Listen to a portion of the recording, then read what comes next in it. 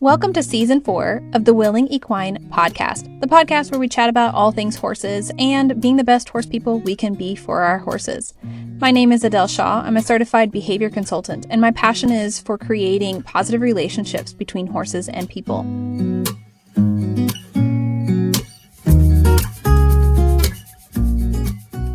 So today's podcast episode is a little different than the last many I have done. This one's a little bit more of a dive into a recent situation that happened. I made a bad call, and I'm going to be really upfront about it. I felt like it would be really good to talk about it, though, because I know so many equestrians get themselves in this similar situation. So it'd be helpful to talk about like what to do in relationship to that. But then also, I wanted you guys to know, my listeners, and I know a lot of you guys also follow me on social media, whether it's on YouTube or on Instagram or TikTok or Facebook, that I'm not perfect, that I make bad calls, that I make mistakes, and that I end up having to fix my messes. And unfortunately, sometimes that means that the horse gets the short end of the stick, and I was not able to be their protector or their defender or their advocate. That's a good word for it, an advocate. That my call made the situation not ideal, and they suffered for it. So this does happen. It happens to everybody because we're human. Life is messy. Life is always a give and take. There is no such thing as a perfect life for any individual, horses or people included. And then a lot of times when we're dealing with situations like that, we're also including other beings. So in this case, we were dealing with a couple other humans, and it just got out of control, but also I allowed it to happen. I made a call in the moment that I now regret. Anyway, we'll talk through it. I'm going to tell you the situation. So the situation was that I needed to take two horses to the vet, and I had to haul them into the vet, which is about an hour away. For one of them was a minor emergency, and the other things were non-minor or non-emergencies. But I wanted to haul two horses together, and so it was kind of I hate this saying, but two birds, one stone. We could feed two birds, one seed. So I took this other horse that I had been waiting to pull blood work on for allergies, to test for allergies for a long time. I'd been waiting for quite a few months because it wasn't an emergency, and I didn't want to call a vet out just for that, because in my area, having vets come to me is very expensive. And I didn't want to haul him to the vet by himself either. And this was Finn, I'm talking about, my little mini. And he's a really good travel companion. He's very brave, and he jumps onto the trailer. He's easy to haul. He's lightweight. He's a good travel companion. And he's the one I needed the allergy panel on. And so I decided to bring him along this trip and get that blood work pulled, while the other horse had some exams. She needed a lameness exam, and she also needed a dental exam. So things started off okay. They started off really good. They were all, they were a little bit nervous, but not doing terrible. I was able to keep them focused on me. They were still doing all their behaviors. Everything was great. They were taking food, which is a sign of not being over a threshold, if they will continue to take food. So that's a really good sign that I look for in my horses as we're doing things. So I was keeping an eye on them. I was keeping an eye on their stress levels, and they were stressed because we're in a new environment, and vet clinics always smell like scared horses and stress, and sometimes even worse, things like death and blood and all of that. So you can imagine it's a very stressful environment for horses. And they were doing well, all things considered. And so I wasn't overly worried about it. I knew there was that low level stress that was happening, but it wasn't, I wasn't concerned that we wouldn't be able to do what I had set out to do. So this vet appointment has been scheduled for weeks. It's very expensive. It's very time consuming. I had to block out a whole day to do it. I had to find childcare for all three of my kids, which is not easy to do and also expensive usually. And then it's just a whole thing. I have to organize it. It's very complicated. I have to cancel lessons, not get any online work done or work with the other horses. It's just a whole deal. Being a working mom, and my kids stay with me. They're not in school all day. So it's just complicated. And so that's probably was my driving motivator with what came next. Because I knew it wouldn't be easy to repeat this situation. And, it'd take more scheduling, more money, more all the things. And so we went to go pull blood, which mind you that Finn has had injections and blood pulled multiple times, and while he showed a slight bit of tension, it was never nothing like this time. He has really been very good and has never shown any significant fear around it, let's put it that way. Well, today went different. He started to panic, and he eventually went to rearing, and he's a mini, so rearing minis should be a huge alarm, red flag, obviously, but considering the size, they are easier to manage when they do start doing that, and it's a little bit less dangerous towards us. It is, however, should be respected the same as with a full-size horse. 100%. I am a huge advocate for minis and small horses. They should never be manhandled. They should never be forced into doing anything. However, I made a bad call, and I let the vet and vet techs continue to persist, working towards getting his blood. Unfortunately, it was aggravated by the fact that we couldn't find his vein. His furry winter coat is really, really full in, and also minis are notorious for having a harder time finding their veins.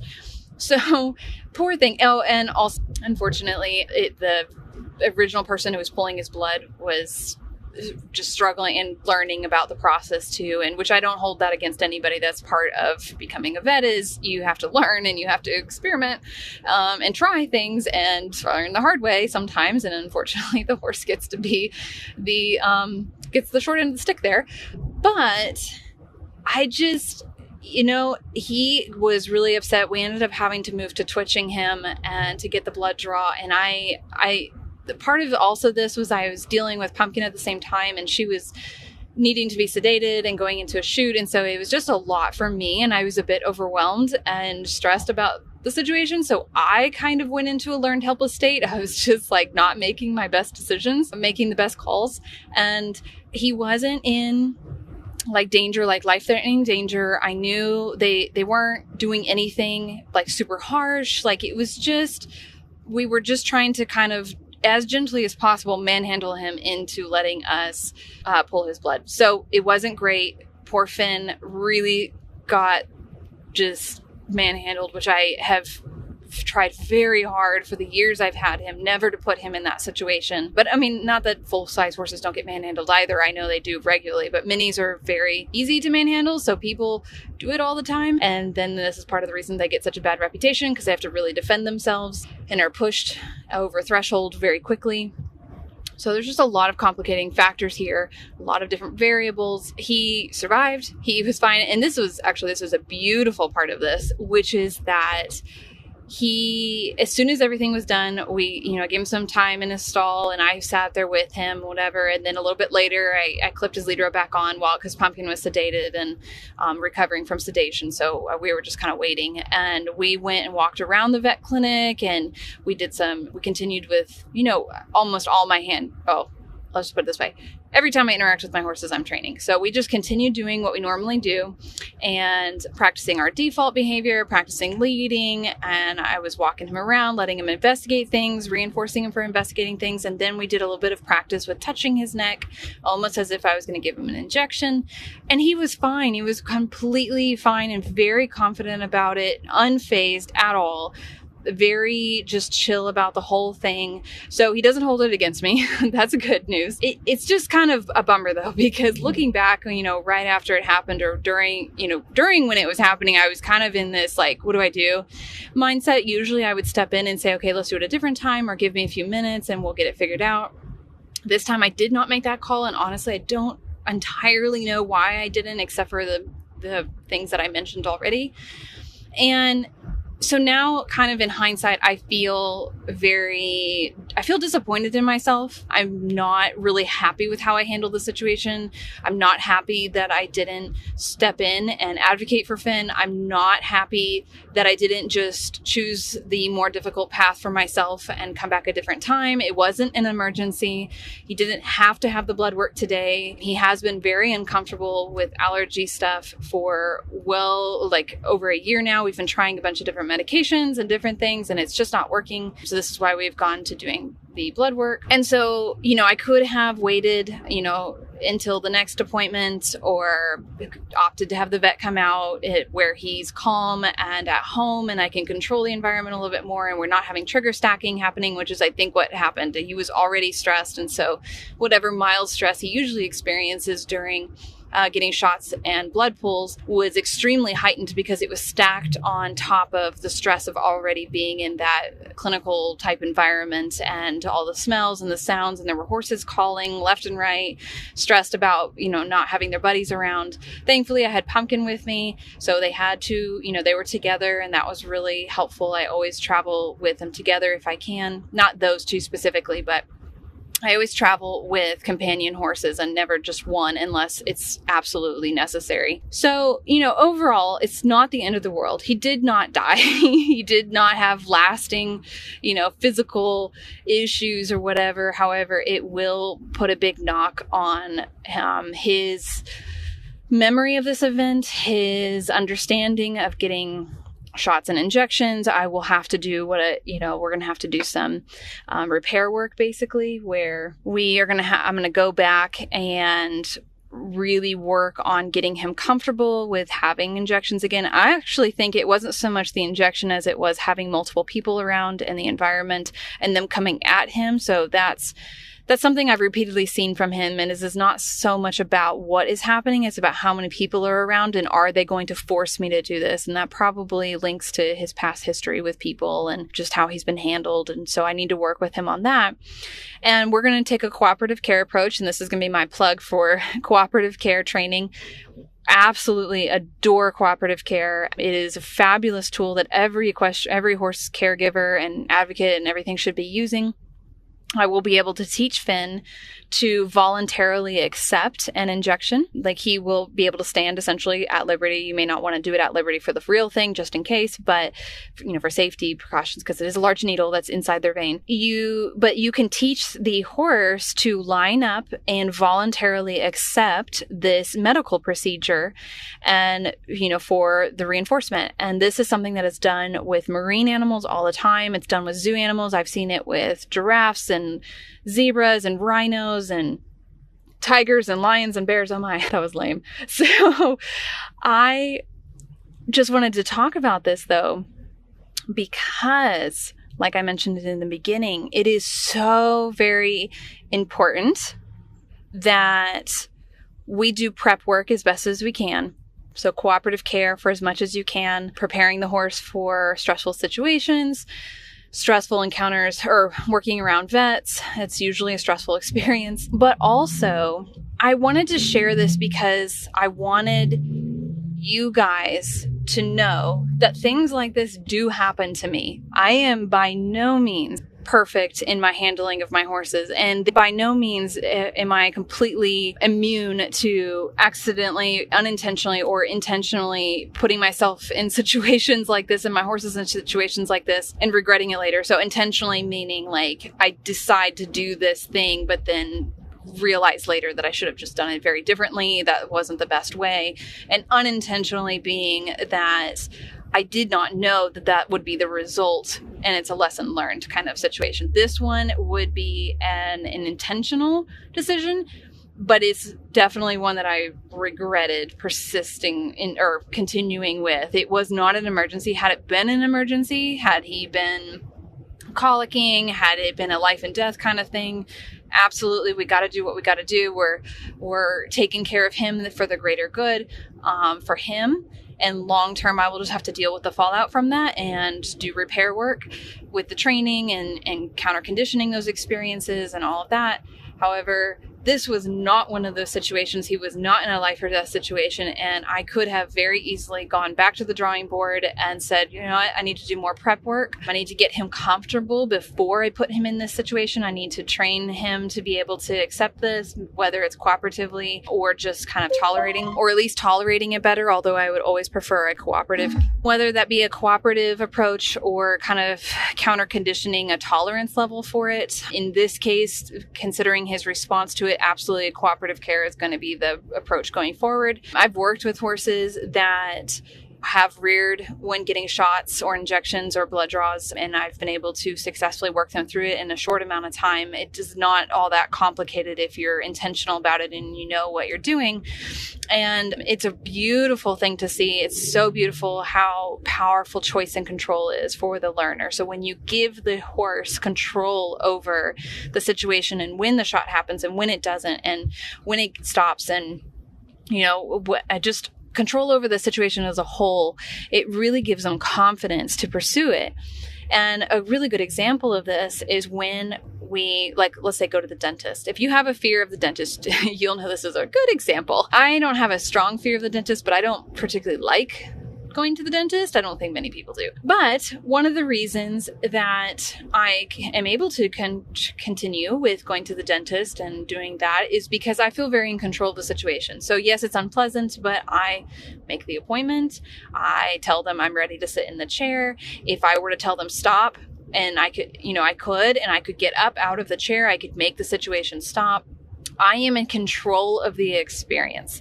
And that is not something that horses are often able to have. And it makes things that shouldn't necessarily be super traumatic because they don't have the ability to opt out. They don't have the ability to control it, and they're really trapped. Another good example I have of this is, actually, you know what? I should go back to that dentist example. Imagine if you, as a human going to the dentist, if somebody took you to the dentist and you didn't know that's where you were going and put you in the chair and then locked you down and then did the dental work to you. Like, how much more stressful and traumatic would that experience be because you were trapped and you did not have any escape? And even if they just did a mild thing, like just examining your mouth or doing a little bit of cleaning, and it wasn't like a root canal or something, it would be very, very traumatic. At least for most people. I feel pretty confident in saying that. Another example I find that is a similar idea to this, and I actually use this example a lot for trailering, is a lot of people have fear of flying, but they don't have a fear of driving in a car. Not everybody, but there's quite a few people that are like this, and I'm similar in this way. Wouldn't consider it a true phobia, but I definitely get very anxious in planes. Yet I drive in cars every day, and statistically, cars are far more dangerous. There's a very increased risk to my life in a car compared to a plane. So, somebody can sit here and tell me all day long, planes are safe, they rarely ever go down. It's much more dangerous to be in a car. You'll be just fine. When was the last time, blah, blah, blah, blah, blah. And they can logic me through it all they want, but it does not impact my emotional state when I'm in a plane. And I think my hypothesis is that because I am trapped in a plane, I cannot get out of a plane. We are flying high above the ground, and exiting a plane would be detrimental to my life. Of course, I would die and probably would harm everybody else on the plane too. So with a car though, especially if I'm the one driving, I can pull the car over and I can get out. And I choose to get in the car and I choose when to get out, and I can control the situation. Should we get in a storm? Should we, people be driving like crazy around me, whatever. I could, if I felt at risk enough, pull the car over and get out of the car. I have control. I don't necessarily love car driving, especially because I get motion sick, but I do drive a lot and I feel much more comfortable in a car than I do in a plane. With a plane, it doesn't matter how motion sick I get. It doesn't matter how turbulent it gets up in the air. It does not matter. I am trapped. We are stuck. There is no choice here. Once I step foot onto that plane and they shut that door, that is it until we land again. And I'm putting my life in the hands of the pilot, which they are very capable of, flying the plane. I'm not knocking on them. It is just a matter of the way the situation is, the setup of it, the fact that I am removing that ability to control the situation from myself. And that really fights against our nature. We really want to control the outcome of situations. And guess what? Horses do too. And every living being, they call choice and control a primary reinforcer because we are programmed to operate on our environment, meaning to function within our environment and get access to certain reinforcers and avoid aversive things. We are programmed hardwired to need that, to do that, to be that. So when we can offer that to our horses in a situation with like medical care, but also in all training, but I'm specifically talking about cooperative care here, and that's usually related to medical training or things like, or body work or hoof care, things like that. When we can give them control over the outcome and control over whether or not they can make the situation stop, and when it starts, like almost every time, the horse will opt in. Like if you do the job, if you do it right and you take the steps and you make it very, casual, and not casual, but if you take the pressure off and you're very systematic about it and you use counter conditioning and you set them up to have their clear indicators that you will respect every time when it's start and stop time, they will usually really settle down with the procedure. And all of a sudden, this thing that they used to rear and fight and thrash and throw a fit about is not a big deal. And they're actually really excited to do it. That's what's even better, is that they become super enthusiastic about this thing. And, but that takes prep work. It takes time to prepare. So that's what I'll be doing with Finn, is I'll be taking him home and starting from scratch and creating a start button. So a way for him to communicate to me that he's ready, and creating a way for him to indicate that he's not ready anymore, that he wants me to stop. And we will work up to cooperative care, injections, and blood draws, because it is really important to me that he feels comfortable and that we not repeat that situation again. And I deeply regret putting him in that. However, if I were going to look at some of the positives, which I also encourage you guys to do, he recovered very quickly. So we have established a really long reinforcement history together, and he really trusts me. And he's quick to move on, because our piggy bank, so the bank account that we have, our trust bank account, our relationship bank account, heavily weighs on positive outcomes. And so this one negative aversive outcome is not going to completely ruin our relationship, which is amazing and beautiful. And I'm so thankful for that. The other positive is that we did get to have some positive experiences after that one procedure. We were able to walk around and explore and get lots of food. I also got to have an experience to talk to you guys about, and he can be the catalyst for that. He can be the teacher for both myself and all of you guys that are listening now. Of course, I don't want to intentionally put him in that situation again. And I'm disappointed in myself I'm disappointed that I did that to him, but also I'm going to take the positives from that and use it. I'm going to take that learning experience. I'm going to take that, stressful, unwanted experience and use it for positive outcomes. That's the better way to say it. So that's why I'm coming on this podcast episode and talking to you guys about it, because of course I feel ashamed. Of course I regret that decision deeply. Of course I apologize to him profusely. I don't want to do that to him, but I'm going to, forgive myself for it, take it as a learning experience, do better next time. And now I'm going to share it with the world so that you guys can also learn from my experiences too, and know that I too make mistakes. I too put myself and my horses in situations like that where it's a learning experience and we have to move forward afterwards and try not to do that again. I too do, everything. I mean, I used to do all the things actually. What's really cool though is that situations like that used to be more common for my horses and I. I used to put them in situations like that really often, pretty much daily actually, because that was just how it was around horses. I would, they're, being difficult loading into the trailer. We got to insist that they get in, and it turned into a fight. Or the vet shows up and they didn't want injections. Well, we got to turn it into a fight. The horse doesn't want to go into the arena, and because it's ring sour or whatever, and we got to that turns into a fight. Now the horse wants to exit the arena even though they're not supposed to. That turns into a fight. What are some other ones? The horse doesn't want to lead nicely out to the pasture. That turns into a fight. There was so many daily occurrences.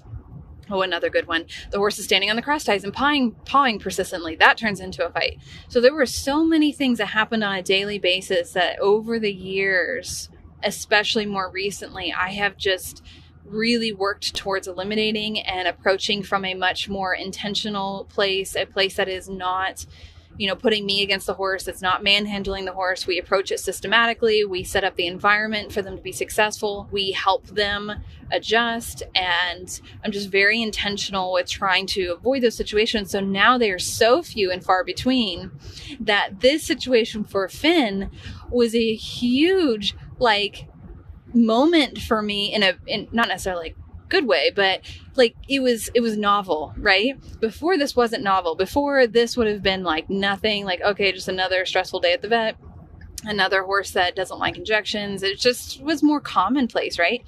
And even as I'm watching other horses at vet clinics and stuff, I know this stuff is pretty common. But for me and where I am in my horsemanship journey and where my horses are, this is extremely novel, an extremely novel situation, and was very novel behavior. Because we have done that work. We have continued to learn. We have taken situations like this one and said, how can we do this better? And gone forward and learned from it and moved on and just, know better, do better. And so that to me is so important. That is the most important takeaway from this experience I've had with Finn today, this, novel moment that was not what I intended, and it wasn't novel in a necessarily good way, but it's novel because, in a good way, because it stood out to me. And I was able to say, I should talk about this more publicly because these things happen. And they're so few and far between for me now that I don't often think about them. But they do happen. And, who knows? Tomorrow something else may show up, or in a couple weeks or a couple months. I don't know how long it'll be when I make a call. It's not the right one and I regret it later, or I'm just unintentionally put in a situation that I did not properly plan for and prepare for. And those do happen a little bit. Those also happen in the same way, where they used to happen more often. I take my horse to a show and, oh my gosh, they're so spooky and spooking at everything. And I'm totally taken aback. And now my horse won't get in the trailer. And, all of those things that would happen pretty regularly at unexpected situations where I just expected my horses to tolerate this or tolerate that. And those don't happen a whole lot anymore either, because again, I try to be very intentional and do the groundwork, not just groundwork as in liberty circles and lunging and in hand work. I'm talking the groundwork as far as training as a whole goes. How well can you prepare your horse for situations you expect them to be able to handle or need them to be able to handle? Do you need to be able to haul your horse to the vet to get a blood draw? Okay, let's prepare for it. And most horses at some point in their life will probably need that. Well, they'll definitely need to, I should say definitely, most of them will at some point in their lives go to a vet clinic. And most of them at some point in their life will need a blood draw. And most of them at some point in their life will have to deal with a vet. So that is a perfectly normal thing to have to experience. And so something that we should all be prepared for and preparing our horses for well ahead of the time that is necessary. What caught me by surprise today was that Finn has had many injections and shots in the past. And so he'd never acted like this. What I probably should have taken into consideration, and I didn't, and so this is, a learning experience on my part, is the trigger stacking that would have led to tension around the shots and the injections. He tolerated the shots and the injections.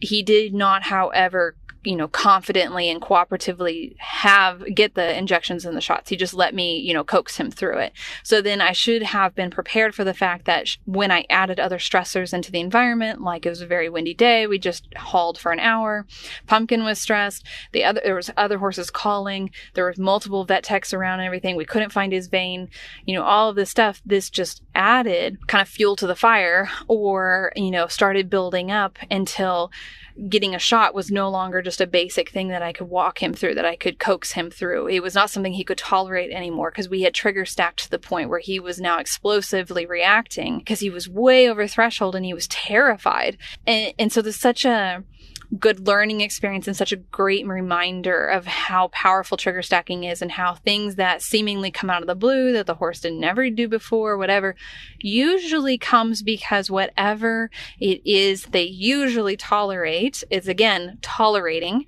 And then we have stacked other stressors on top of that or before it. And so now they can no longer tolerate it because it is just blowing them way out of the water. Essentially, they're just way over threshold. They are way past their tolerance level and they can't do it anymore. They cannot cope anymore. So What I need to do is work a little bit more on taking him to new environments, getting him more confident, comfortable. I also need to work at home where he is comfortable and confident with having multiple people around. Then I can take that on the road essentially and have it in other environments. And then I also need to go back and work on his shots and injection training so he can do it cooperatively. And then I can start piecing all of those together. Can he go on the road, have multiple people around, and cooperatively take a shot or get a blood draw? And that's going to take some work. It is going to take work. I am not denying it. It's kind of a, when we're really busy and we've got a lot going on, we have other things that we may want to be doing. It can kind of feel like a drain. And you're just like, oh my God, or a drag. You're just like, oh my gosh, this is going to be so much work. But if you've ever done cooperative care training, you know how much fun it is. And it is such a powerful experience with your horse and so reinforcing for both of you guys because your horse is choosing to be here. Your horse is choosing to do the thing that they hated doing before, and they are in control and they are choosing to do that. And it is such an amazing feeling, and the training process is beautiful, and it is such a confidence builder for you as a trainer as well and for the horse, and really strengthens your relationship and that trust bank account, that relationship bank account. So there are, as much as it's going to take a little bit of time, more so than just getting the horse to tolerate the situation, it is such a beautiful thing to do and is so worth it, especially because you'll probably be in situations again, like I was with Finn, where trigger stacking is happening and they are no longer able to just tolerate. And so you will be put in a situation where you have two choices. You either don't do it, or you have to manhandle the horse into submission and possibly do a lot of backtracking in your training and in your relationship bank account. And then you're going to feel crummy like I do right now because I didn't advocate for him and I didn't backtrack. Again, emergency situations are different. You will probably have to choose to force the horse to accept. Again, we can still try and dull that a little bit, meaning we can still do it as kindly as possible and take our time and be patient as much as the situation will allow. There's a lot of variety in what would be considered an emergency situation. But unless it's an emergency situation, we really don't want to be doing that because of all the fallout that comes from it. So that's what I wanted to share with you guys today is, making a big push and advocating for cooperative care training ahead of time, especially if you can. And if you don't know what cooperative care is, hopefully this podcast really explains more of it. If you Google cooperative care, you'll find more information about it. But on YouTube, you can also Google cooperative care horses and you'll find videos, especially on YouTube. And then also, I hope that this was helpful hearing me share a story about how things didn't go as planned and I made a mistake and I made a call that I would try not to make again. And please know that I'm not, beating myself up. I mean, I feel bummed about it. I feel that I made a mistake and I wish I hadn't done that, but I'm not feeling super guilty. I'm not beating myself up. I mean, I felt bummed in the moment and I'm still, just kind of like, oh, I can't believe I did that. But I've been here before. And, there's no long-term, there may be some fallout in the training and stuff that we'll have to repair, but I'm confident we'll be able to do that. And Finn's fine. Physically, he's fine. Mentally, he seems to be doing really well. This was a pretty minor incident compared to, some other situations I've been in and put my horses in. So yes, learning experience. Yes, I don't want to repeat it. Yes, bummer. Yes, those things. But also it's really important that I try not to sit in a hole for too long and I try not to really beat myself up and to the point where it affects my ability to move forward and learn and my ability to forgive myself and try and do better. I feel my experience is that if I spend a really long time super beating myself up and feeling like a terrible horse person and feeling like a terrible trainer, it prevents me or makes it hard for me to come back out to the barn tomorrow and proactively work towards something different next time. So that's where I try and focus my energy, and my bummed out energy is, okay, I don't want to do that again. How can I proactively avoid it? Or I guess it would be retroactively, but it's proactive for next time. So how can I be proactive for next time, for a future situation, and help Finn out so we don't put ourselves in that situation? Or maybe the situation is slightly different, or in this case, how can I will go and think back to what just happened. I'll kind of go through the the events of everything that happened, and I will think about it, and I'll think about the different factors that went into me making certain decisions that I now regret or wish I hadn't made. What were those factors? Can I take note of that and try and recognize those factors much earlier on and remember this situation and make a decision next time differently? What can I do to make a different decision next time? So it's twofold learning experience. What do I need to do for next time to not go that way, for the horse's sake, for training, all of that. But then the other side of it is, what do I need to do for myself to avoid making that same call again? Maybe it means putting myself in a little bit different situation, maybe giving myself more time. That wasn't the case this time, but that has happened in the past where I'm feeling rushed and stressed. And so I make certain calls that I wouldn't have made had I had more time to think about it. In this situation, perhaps I have an assistant, somebody to hold the second horse. So it's not just me. So I'm not trying to focus on 2 horses at once and just deal with that whole thing. Maybe instead of trying to do both appointments at the same time with 2 different vets, that's how it worked out this time. I do them back to back. So I just work with 1 horse at a time, back to back. That would have helped a lot. So I could be more focused on 1 horse at a time. Maybe unless it's an emergency situation, I just know that I am fully capable and in control of the situation and confident, and just be really confident in advocating for my horse, and let them know that next time let them know that we're going to take a break, or we're going to reschedule, something like that. Just being really confident. Hindsight, I would have said, let's do it a different time for this particular situation. So going into the next one, I'll just take note of the indicators or the reasons why I would make that decision. And for this case, it was that Finn was maybe a little bit more stressed than he normally is when in a new environment because of all the different factors. It wasn't an emergency, and he usually right off the bat, he'll kind of tense up his neck a little bit, but then he just stands still a little while I feed him. And as soon as he stopped taking food and started moving around, I should have known we were already well beyond just tolerating. Those 3 were really the big ones that, given those indicators next time, that I should make the call that we'll try again, either in a little bit. Maybe the vet has another appointment that I can get to and we could just wait if I have enough time, and maybe I can do some work with him and he'll be able to do it, or we reschedule or something. There's a whole lot of different factors, and this is a very particular situation with a very particular set of circumstances. It probably won't look exactly like this for you guys, but you can hopefully take this information and apply it to your situations. What are the indicators that were the precursor? What were the things that happened prior to the event, the moment that you wanted to turn out differently?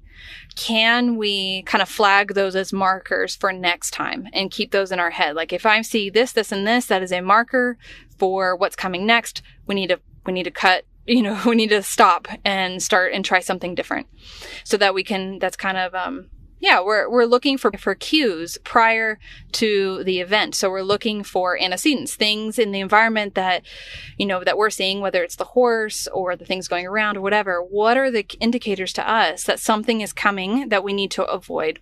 And so we can start to learn about that and pay attention to that and be proactive next time. And then I'm going to be proactive about helping him for the next appointment. I don't want him to experience that again. And that's okay. It's okay that we had this experience. It's not great, obviously, but everybody survived. It was a good learning experience. And I get to talk to you guys about it. And hopefully this episode wasn't too much of a ramble that is completely confusing and unhelpful. But this is kind of one of those episodes where I had a situation. I just kind of wanted to talk about it. I wanted to express what happened and why it happened, and kind of share that learning experience with you guys in hopes that it will help you.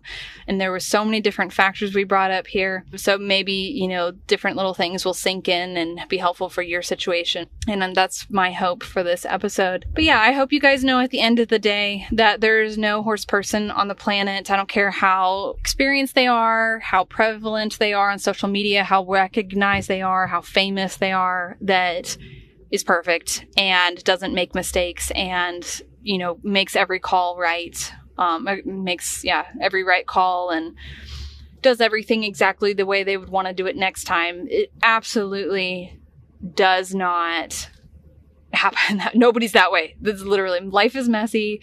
So many different factors involved. Our learning history, the horse's learning history, the observer's learning history. Like, there's just so much that comes into play, and it's just impossible to know everything and to be excellent every single time and to not make mistakes. And also, I think the last kind of note on this is, had somebody watch this situation, it was not a really good representation of what I teach and what I do and the rest of our interactions together. This was actually a really terrible representation of it. I hope that I was not very proud of it, obviously.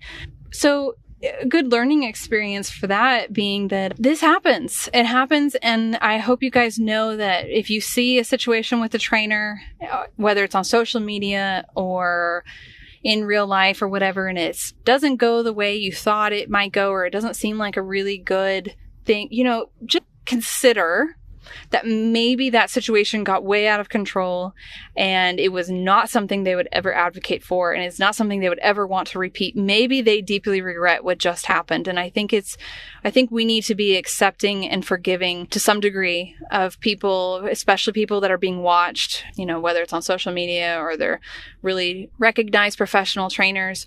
And also, I think a huge part of that is look at a ratio, right? So if you see 99.99% excellent stuff and then you happen upon one thing, you're like, ugh, that wasn't really good. I think the benefit of the doubt is necessary. And until you get to talk to that person and ask them, did you like that situation? What was your thoughts on it? What was the outcome? What would you do it again or whatever? And if they say they would, then, obviously you can make your judgment call based on that. But if they were like, man, that was terrible. I would never want to do that again. I am so sorry that I did that. And I wish, I'd done this and this and this. And I'm, this is a learning experience, whatever. Then I think it's okay. Then we need to forgive and give the benefit of the doubt and move on, because they are human just as we are. And they make mistakes just as we are. And, that's just another aspect to this that I thought was really important to bring up, because I know with social media, and I know with especially social media, because I find that we've all been a little bit conditioned, or a lot of it conditioned, to judge based off of short amounts of time.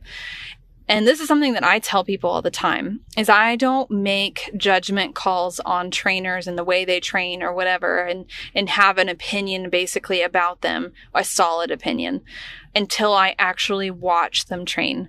And that doesn't mean clips on social media. It means in person. I want to see how they interact with the horse before the video turns on and after. And I want to watch their relationship. I want to watch that experience. That doesn't mean I can't have thoughts on certain events. I could objectively look at, maybe this was somebody else handling, and Finn was somebody else's horse. I could, as an observer, I could objectively look at that situation and be like, that is a not good situation, and we could have cooperatively trained that and made it a whole lot stressful. And I wouldn't want to do that. That's not a judgment on the person, but it is a judgment on that situation. But I would try, and this is something that I've tried to do over the years, is kind of put like a caveat, like a maybe we don't know all of the factors at play. Maybe we don't have all the information. Maybe that was the best case. Maybe that horse was colicking and dying. I don't know. We don't have all the information. So you can make a call on something and say, if that was a non-emergency situation, and if that was something they practice on a regular or whatever, I don't like that. I don't want to do that. I don't want to repeat that. However, I don't know all the factors around the situation. I don't care for that. And that's not how I train, and blah, blah, blah. That's okay. That's 100% acceptable. We're all allowed to have our opinions and thoughts on things. But the problem comes in when we see moments like that, and then we judge somebody like in all of their training and who they are and what they do based on that moment, based on that mistake, especially if we don't know all the factors around it. And especially if we don't take the time to consider maybe that they don't train that way regularly. And if we don't take the time to talk to them about it or ask questions, stuff like that, if we're making just blanket judgment calls based on a few seconds or a couple minutes of video content or a photo or whatever, I think that is really dangerous. And we've been becoming conditioned as a people, across, a lot of different cultures and everything and generations to do that. And I think that's really harmful and creates the toxicity that we're seeing in social media, and why people get so burned out sharing what they share. They just want to share their training, whatever, and everybody's coming at them with opinions and judgments and all of that when they really don't know. Like, it's okay if they don't do what we do. It's okay if I don't do what this other person does. Like, that's okay. I don't have to agree with them, whatever.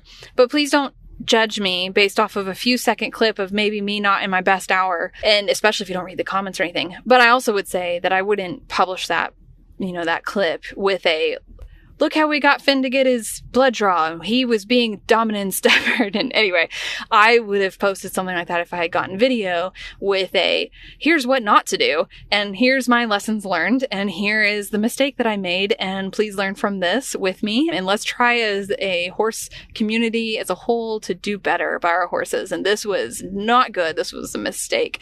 I would not try and sell it. Would not try and make it look pretty. That's what I would do for this particular situation. So obviously the light that you share certain content in plays a huge role in the feedback that you're going to get from viewers, and should be a reflection of what you really believe and what you really practice, and just being honest and transparent about it. And that's kind of just a lot of random thoughts about social media and moments like this and things that we're seeing and judging based off of a few moments of things that may or may not be wonderful and something that the trainer would advocate for on a regular basis. And, had anybody at that vet clinic walked up to me and said, man, that was, what did you think about that? I'd be like, that was terrible. And I did not want to put him in that situation. And I wish I hadn't. And we're going to go home and we're going to practice. And I even said to the vets there, I was like, man, I didn't expect that. Bummed that I put him in that situation. We're going to be going home and practicing so that he's more comfortable, so that we don't have this reaction next time. So I was very clear about that. And I spoke up about it. I don't know how much they understood, that they listened or heard that, or that it was even, that they even cared. I hope they cared, because they don't, I'm sure, want to deal with a rearing Minnie. Even if he did look kind of cute rearing, I'm just going to admit to it. It's just, minis are so cute in everything that they do, which is part of the reason they're treated so terribly and have such a bad reputation. So we don't want to see rearing minis. We don't want to see, unless it's a trained, cued behavior.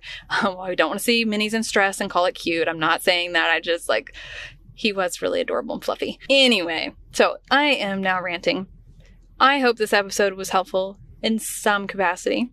And I would love to hear if you've had a learning experience similar to mine that maybe was a little bit hard to recover from, or maybe you don't know how to recover from it and you'd like to ask for some help. I mean, I'm more than happy. I do email consults all the time and videos for people that reach out to me. They're, hey, this situation came up and I don't know where to go from here. Let's talk about those. I would love to. Maybe you had a similar situation with your horse who had a reaction to getting a blood draw and you don't, and now you're just dealing with the fact that they hate shots and stuff, but you don't want it to be that way anymore. I would love to talk to you more about that. There are so many ways we can help your horse through situations like that, similar situations or that exact same one. Please don't feel trapped. And I'd love to talk about how we can avoid future situations like that. Obviously, in my previous podcast episodes, I have a lot of discussions about setting our horses up for success, preparing them ahead of time. One really good episode related to this would be the one about going to shows and young horses. So prepping horses ahead of time for what we expect them to be able to handle or need them to be able to handle.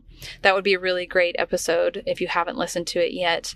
I can't remember which number it is, that talks more about this and that systematic approach to getting horses comfortable. And that relates more to what I was talking about with Finn and needing to travel and get him used to more people, etc. So yeah, that's about it for this episode.